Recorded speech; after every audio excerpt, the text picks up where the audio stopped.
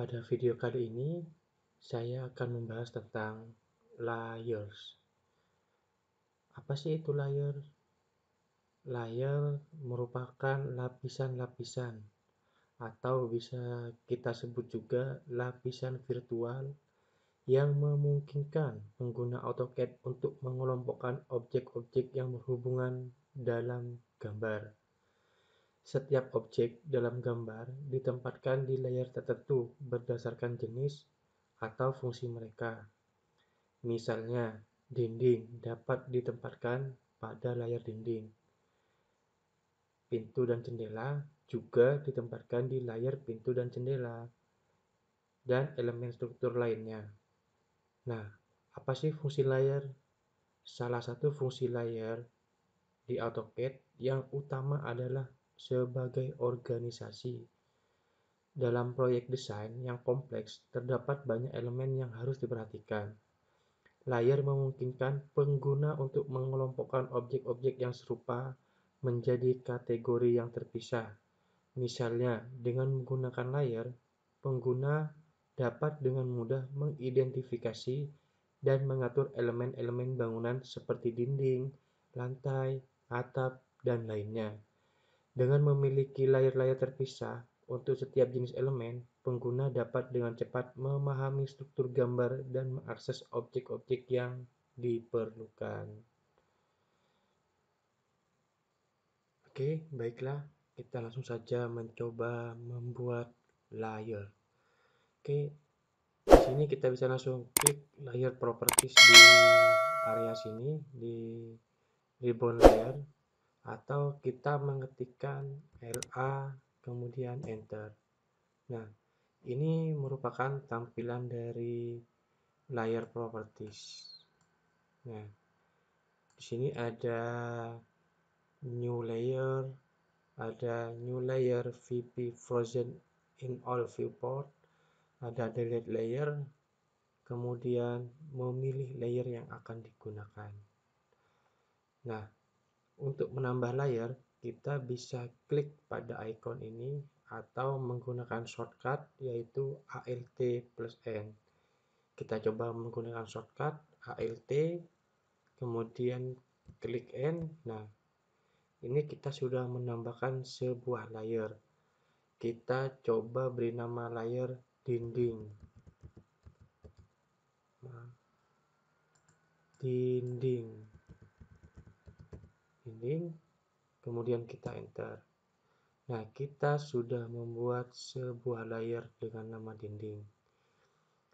Nah, di sini ada status. Status artinya layer yang sedang aktif adalah layer 0. Jika kita ingin mengaktifkan layar dinding, kita cukup double klik saja di area sini. Nah, berarti layar dinding statusnya sedang digunakan. Ini adalah name, artinya nama dari layar tersebut. Kemudian on berarti layar tersebut terlihat. Jika kita klik ini, kita off, berarti layar tersebut sedang tidak ditampilkan pada area gambar.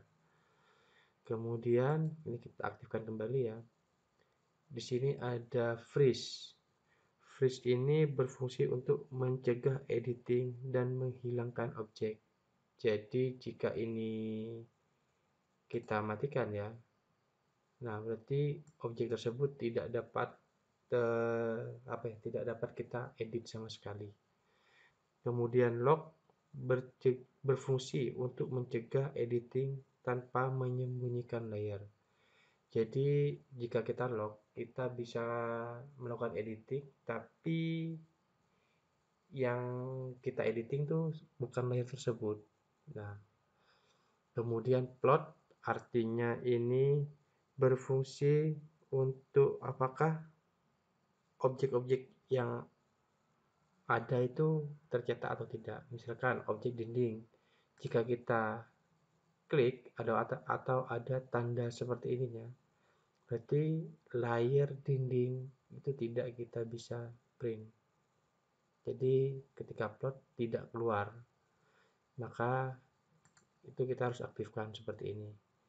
Color adalah warna dari layar tersebut. Kita mau warnanya apa saja bebas. Jadi misalkan mau warna merah, kuning, hijau, blue, bebas. Nah, saya mencoba untuk memilih warna merah. Line type, ini adalah jenis garis atau tipe garis. Ini adalah continuous, artinya garis lurus. Jika kita ingin menambahkan sebuah jenis garis, kita bisa pilih load. Di sini ada banyak sekali jenis-jenis garis, mulai dari garis putus-putus, putus titik, dan titik-titik-titik, dan lain sebagainya. Jika kita ingin menambahkan, kita tinggal pilih saja jenis garisnya, kemudian klik OK, pilih garisnya yang sudah kita tambahkan tadi, kemudian OK. Karena ini layar dinding, harus menggunakan yang garis lurus, maka saya pilih yang continuous, kemudian OK. Untuk line width, di sini ada default ya. Nah, kita tidak menggunakan default karena dinding ini pada denah yang artinya bagian benda yang terpotong. Jadi kira-kira ketebalannya adalah 0,3. Kemudian kita klik OK. Nah, jika kita menggunakan konsep ada yang dinding pada denah terdapat dua garis, yaitu ada dinding yang bata, kemudian yang satunya plesteran. Maka line width-nya kita rubah masing-masing menggunakan 0,13. Jadi ketika kita cetak, dia ketebalannya setara 0,3. Seperti itu. Oke, bisa dipahami ya sampai di sini. Kemudian kita mencoba buat layer baru lagi. Kita beri nama kolom. Kemudian enter. Kita ganti warnanya sesuai kesukaan kita. Misal ungu ya. Kita klik OK. Jenis garisnya continuous. Kemudian ketebalannya juga sama 0,3. Kemudian saya akan buat layer baru lagi dengan klik new layer atau Alt plus N. Kemudian saya beri nama garis putus-putus.